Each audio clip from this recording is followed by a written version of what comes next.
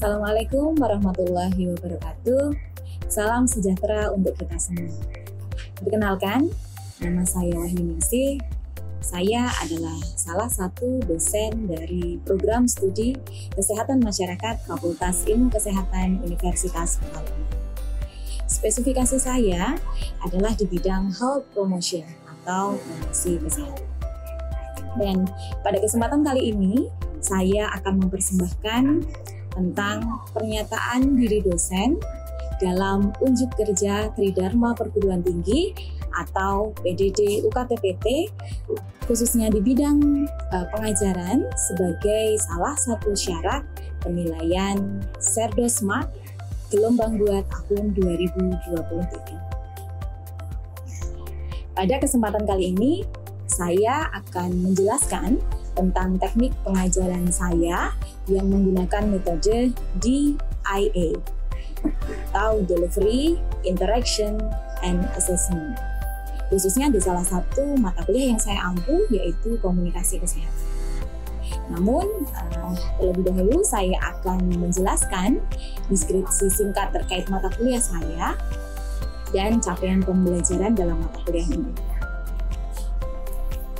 Mata kuliah komunikasi kesehatan merupakan mata kuliah wajib yang perlu ditempuh oleh mahasiswa Prodi Kesehatan Masyarakat yang memiliki bobot SKS sebanyak 2 SKS teori.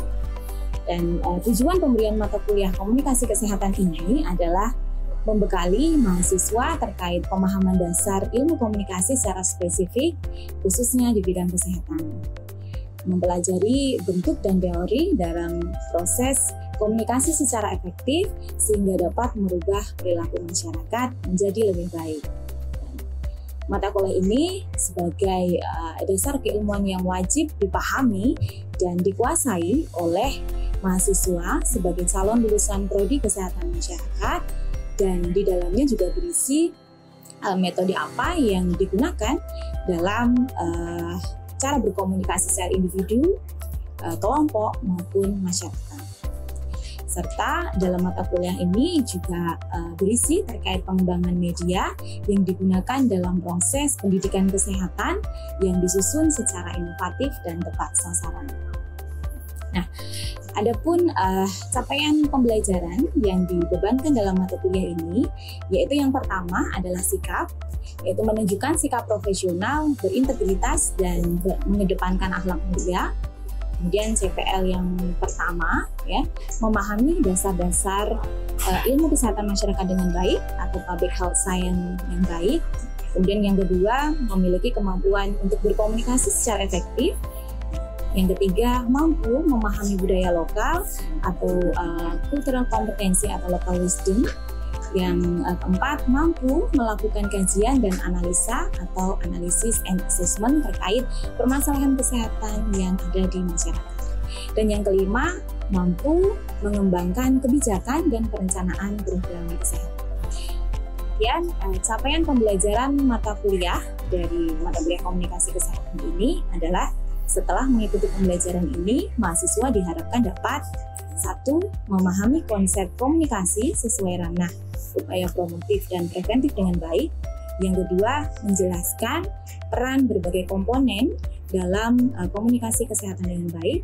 Yang ketiga, memahami etika dalam melakukan komunikasi kesehatan.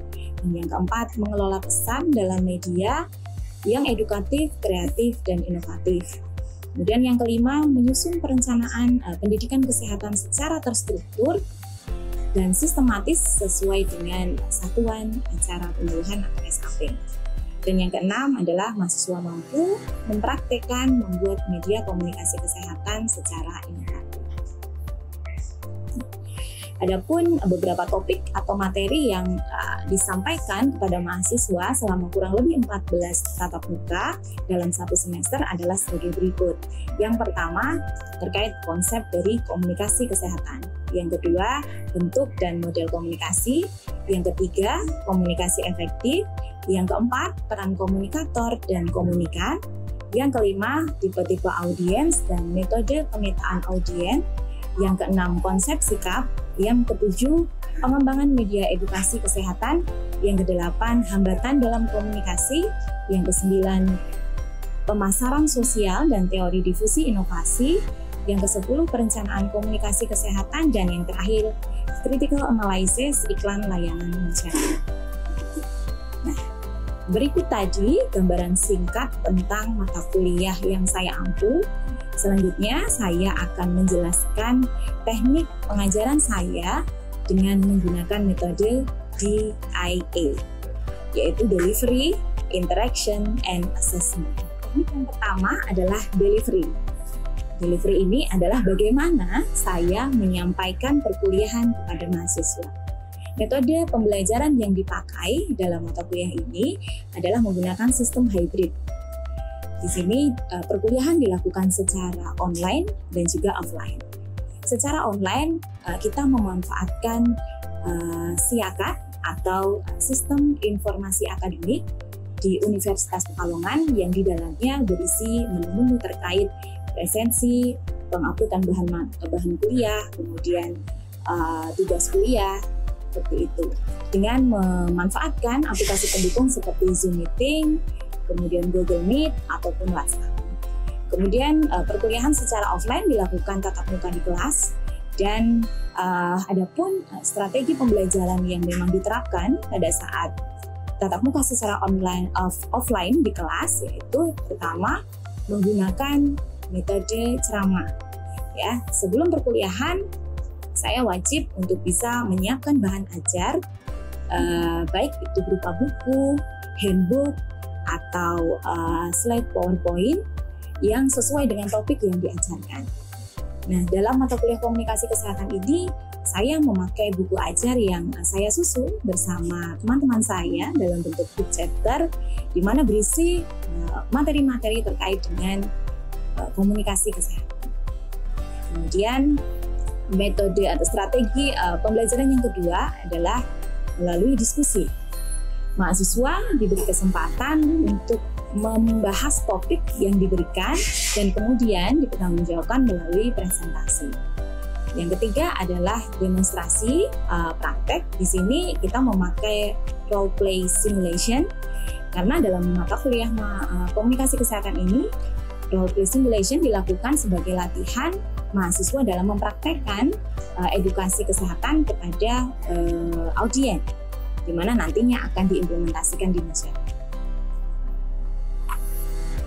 Kemudian teknik yang kedua adalah interaction, yaitu bagaimana saya berinteraksi dengan mahasiswa. Ada dua cara saya menjalin interaksi dengan mahasiswa. Yang pertama di dalam kelas, yang kedua di luar kelas. Di dalam kelas saya selalu memastikan dalam setiap perkuliahan terjadi komunikasi yang interaktif antara dosen dengan mahasiswa, di mana saya sering melemparkan topik-topik atau tema salah satu permasalahan tertentu untuk bisa dibahas dan diberikan feedback oleh mahasiswa. Kemudian interaksi di luar kelas kita menggunakan WA Group dan juga SIAKAD, di mana WA Group ini bisa berperan sebagai sarana untuk berkomunikasi di luar jam perkuliahan.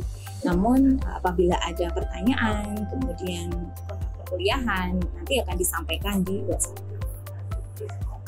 Teknik yang ketiga adalah assessment. Bagaimana saya memberikan penilaian kepada mahasiswa. Di awal perkuliahan, saya selalu menyampaikan kontrak perkuliahan yang di dalamnya terdapat kriteria penilaian disertai dengan bobot penilaian. Adapun kriteria penilaiannya adalah untuk ujian akhir semester memiliki presentase 30%, untuk ujian tengah semester memiliki presentase 30%, untuk penugasan memiliki presentase 20%, untuk keaktifan memiliki presentase 10%, untuk kehadiran memiliki presentase 10%. Selanjutnya, saya akan menunjukkan cuplikan video pembelajaran saya secara offline di dalam kelas. Assalamualaikum warahmatullahi wabarakatuh. Waalaikumsalam warahmatullahi wabarakatuh. Oke, pagi cerah ya hari ini ya teman-teman ya. Saya berikan salam dulu. Selamat pagi. Pagi. Oke, alhamdulillah. Alhamdulillah hari ini saya masuk lagi ya ke mata kuliah komunikasi kesehatan, ya, dimana nanti akan dijelaskan kaitan dengan bagaimana sih ya proses komunikasi itu, kemudian apa saja konsep yang perlu Anda ketahui kaitan dengan komunikasi kesehatan itu sendiri, ya. Oke. Namun sebelum itu untuk memulai jalannya perkuliahan agar lancar ya, agar kita semua nanti diberikan kelancaran dalam kegiatan satu hari ini, kita awali dengan berdoa terlebih dahulu ya. Saya persilahkan berdoa menurut agama dan kepercayaan masing-masing, dimulai.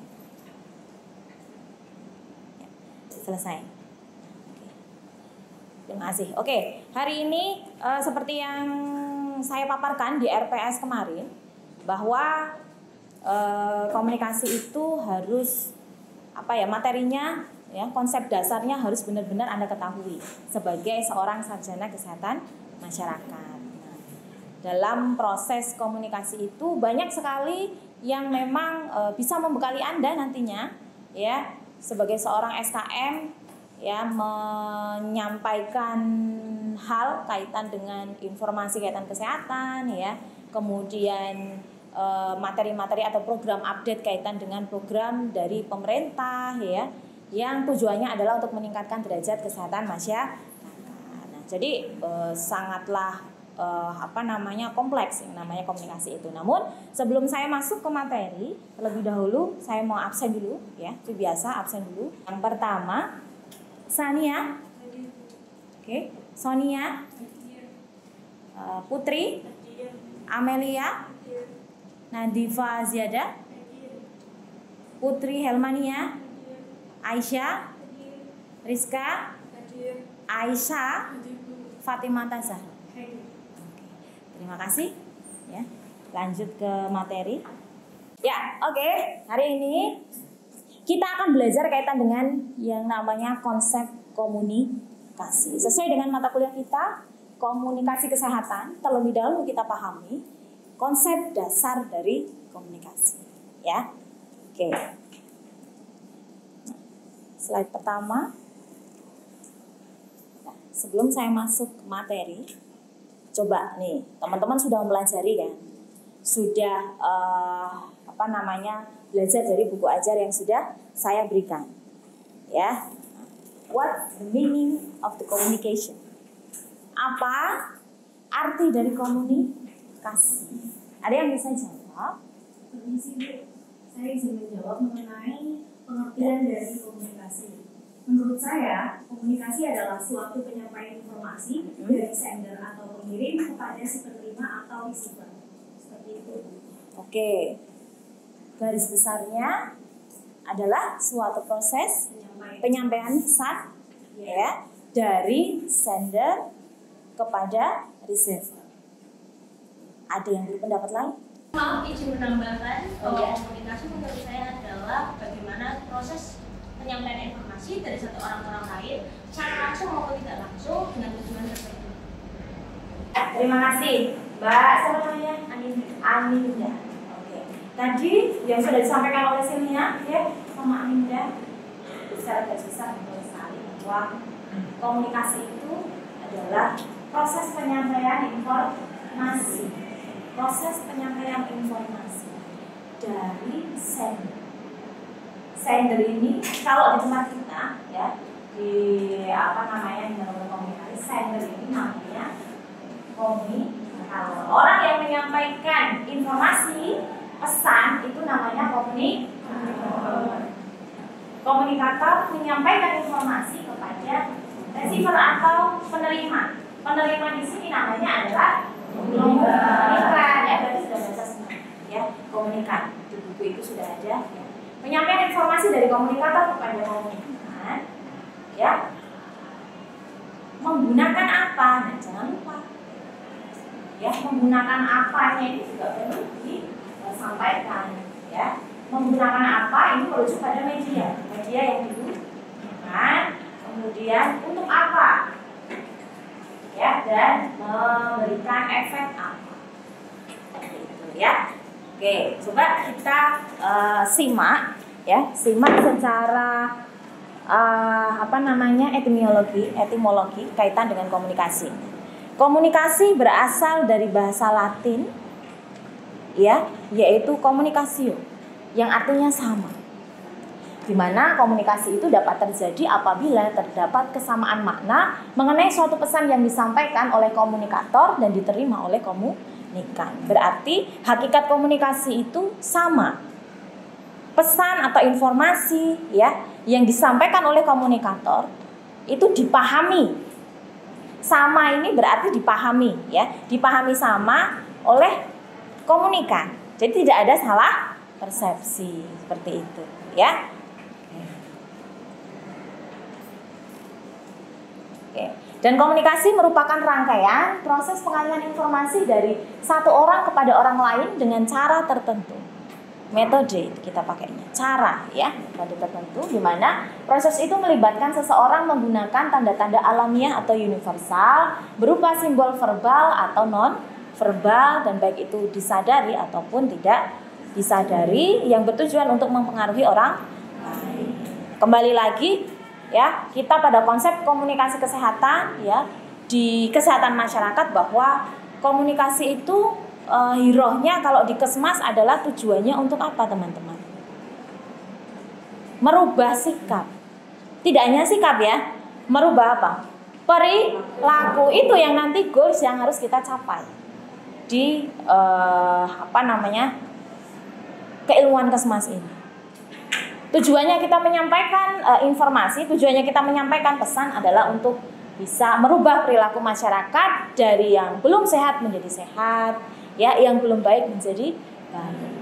Ya, goalsnya kita mencapai perubahan perilaku yang lebih baik, ya, di masyarakat. Nah, kemudian menurut Laswell, di sini Laswell itu salah satu tokoh atau pakar yang memang dia pakar di bidang komunikasi, ya, menyampaikan bahwa komunikasi ini adalah suatu proses menggambarkan siapa, ya, kemudian mengatakan apa. Siapa ini siapa berarti, teman-teman? Komunikator, ya. Siapa ini adalah komunikator. Mengatakan apa? Apa ini adalah message atau pesan, ya. Dengan cara apa? Metodenya apa, ya? Apakah secara verbal, ya, non verbal cukup, ya kan? Anda pernah tahu pantomin, ya? Dia hanya menggunakan gestur tubuh, tidak memakai bahasa verbal atau tidak berkata-kata, tidak. Dia pakai gestur tubuh tapi harus diartikan oleh orang lain. Itu termasuk bentuk komunikasi salah satunya, ya. Kemudian kepada siapa? Siapanya adalah komunikan dengan efek apa? Nah, seperti yang kita ketahui bahwa suatu komunikasi akan berjalan dengan efektif apabila menimbulkan feedback atau efek, di mana efek itu timbul, ya, dari komunikan kepada komunikator. Itu menjadi menjadi atau memvalidasi informasi yang disampaikan. Berarti yang disampaikan sudah benar-benar dipahami oleh komunikan. Ya, yang disampaikan komunikator benar-benar dipahami oleh komunikan. Sama halnya dengan saya, ya. Saya menyampaikan materi kepada Anda, pasti nanti di akhir perkuliahan akan ada evaluasi. Meskipun evaluasinya baik itu terstruktur maupun tidak terstruktur. Yang tidak terstruktur, ya, secara lisan lah, ya. Ulasan hari ini kita pelajari apa, kan gitu. Ya, itu salah satunya bentuk feedback, ya, untuk mengevaluasi feedback yang ada. Nah, kemudian kita lanjut ke jenis komunikasi. Jenis komunikasi di sini ada 3. Yang pertama ada komunikasi verbal, non-verbal, dan tertulis. Komunikasi verbal di sini adalah komunikasi lisan yang disampaikan dalam kata-kata, ya. Contohnya pidato, presentasi, ngobrol, ya, diskusi, Anda curhat gitu, ya. Curhat terkait pacar Anda gitu, ya. Itu termasuk komunikasi. Komunikasi verbal. Kemudian ada juga yang namanya komunikasi nonverbal, di mana komunikasi dilakukan dengan isyarat, gerak, kemudian gestur, ya, mimik wajah. Anda tersenyum saja itu merupakan salah satu bentuk komunikasi, ya. ya enggak? Nah, tersenyum, sedih, ya itu merupakan salah satu cara untuk berkomunikasi. Sama halnya pada saat bayi baru lahir, nggak bisa kan, belum bisa kan berkata-kata, belum bisa ngomong, mah makan, mah minum kan belum ya. Hanya pakai tangisan. Nah itu tapi bentuk tangisannya, bentuk komunikasi bayinya itu adalah bentuk tangisannya. Malah sekarang ada penelitian terbaru yang pernah Anda penemuan terbaru, mungkin Anda juga pernah lihat itu di Instagram atau di mana, bahwa ada salah satu dosen ITB kalau nggak salah yang menciptakan aplikasi penerjemah tangisan bayi. Ada ya penerjemah tangisan bayi. Nah, itu saking ingin tahu bagaimana sih proses komunikasi yang bayi itu lakukan dalam bentuk tangisan. Ya, ternyata bisa, dan itu ternyata hasil penelitiannya akurat. Mendekati real, ya, mendekati real. Kemudian yang ketiga, ada komunikasi tertulis, di mana proses penyampaian informasi dengan menggunakan berbagai tanda, simbol, gambar, dan tipografi. Kalau tertulis kan memang terbatas ya, hanya tertulis, tapi itu juga merupakan salah satu jenis komunikasi. Oh iya, oke. Setelah kita tahu konsepnya, kita tahu definisinya, jenisnya, kemudian tibalah ke fungsi komunikasi. Kira-kira nih, ya, kira-kira ada nggak yang tahu tentang apa itu fungsi komunikasi? Ya, silakan. Izin menjawab terkait dengan fungsi komunikasi, yakni untuk menyampaikan pesan. Fungsi komunikasi salah satunya adalah Untuk menyampaikan pesan. Oke, di sini memang garis besarnya sebenarnya banyak sekali fungsi komunikasi itu, namun kita kelompokkan secara garis besar saja. Ya, yang pertama pastinya komunikasi itu adalah untuk menyampaikan pesan. To inform, menyampaikan pesan.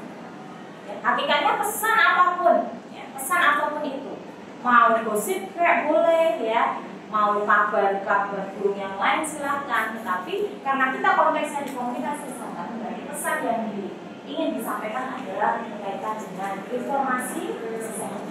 Ya, baik itu riwayat alamiah penyakit, ya, baik itu program-program pemerintah kaitan dengan intervensi suatu penyakit, ya. Terlebih lagi kita kemarin dihadapkan dengan pandemi COVID yang luar biasa, ya. Itu pun perkembangan informasi, ya. Di situ ada yang namanya komunikasi resiko, di mana komunikasi resiko itu salah satunya muncul pada saat pandemi.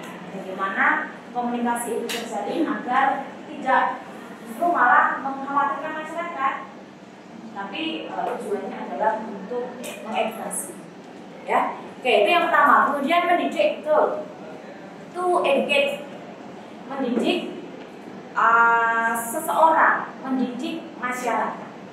Anda di sini meskipun Anda bukan guru, ya, bukan guru, tetapi nantinya Anda akan jadi fasilitator di masyarakat, di mana salah satu tugasnya adalah menyampaikan informasi, ya, pendidik antara pendidik dengan peserta, menjadikan yang tidak tahu menjadi tahu, menjadikan yang tidak mampu menjadi mampu, kemudian mau.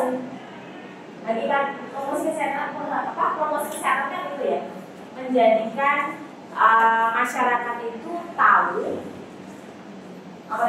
mau, kemudian mampu. Kenapa kok dalam strategi purpose itu ada pemberdayaan masyarakat, yaitu memberikan daya. Salah satunya adalah agar masyarakat itu mampu, ya, mampu dan mandiri untuk bisa meningkatkan kesehatannya sendiri, tanpa harus selalu didampingi oleh fasilitas. Kita kan di sana kalau dibandingkan rasionya kita tidak sepadan dengan masyarakat, ya. Ya kan jumlah penduduk Indonesia berapa, ya, tenaga kesehatannya berapa. Jadi tadi ya, kita versus masyarakat harus bisa benar-benar memberikan informasi, ya, dengan menggunakan media dan metode yang tepat. Media dan metode yang tepat nanti juga akan kita pelajari di pertemuan selanjutnya. Kemudian yang keempat adalah mempengaruhi atau persuade. Mempengaruhi, ya, hero-nya Puskesmas itu adalah untuk, ya, tujuannya mempengaruhi masyarakat untuk bisa berubah perilaku, untuk melakukan komunikasi persuasi jenis, ya. Kemudian yang terakhir adalah menghibur atau to entertain. Jadi tidak hanya menyampaikan pesan yang serius, ya, tidak hanya menyampaikan atau menginstruksikan sesuatu, tapi juga untuk hiburan, ya. Mau bagaimanapun kita itu manusia, ya. Kita memang harus perlu yang namanya entertain, hiburan, ya. Kenapa kok di televisi itu ada apa namanya opera Java misalnya, ya kan, ada stand up comedy, itu salah satunya apa? Untuk menghibur, dan itu merupakan satu proses komunikasi, itu ada di situ. Meskipun kadang hari ini ya, nggak stand up comedy, kadang penyampaiannya dari nggak apa namanya nggak menghibur, tapi ada beberapa masyarakat yang memang justru dengan bergaringan itu dapat menghibur. Ya, oke, paham ya di sini ya. Fungsi komunikasi secara garis besar ada 5. Oke, lanjut ke karakteristik, ya, komponen komunikasi. Nah, menurut Laswell seperti yang tadi saya sampaikan, bahwa komunikasi itu minimal punya 5 komponen. Ya, 5 komponen. Yang pertama ada komunikator, ya, yang menyampaikan pesan, namanya komunikator. Seseorang yang menyampaikan pesan itu bertindak sebagai komunikator. Kemudian ada media atau channelnya. Kemudian yang paling penting itu ada informasi yang akan disampaikan. Tanpa adanya informasi, ya, kita tidak akan berjalan proses komunikasinya. Ya, jadi harus ada informasi dulu. Meskipun itu hanya senyuman. Senyuman itu memiliki banyak makna, ya, banyak informasi yang ingin disampaikan, ya kan?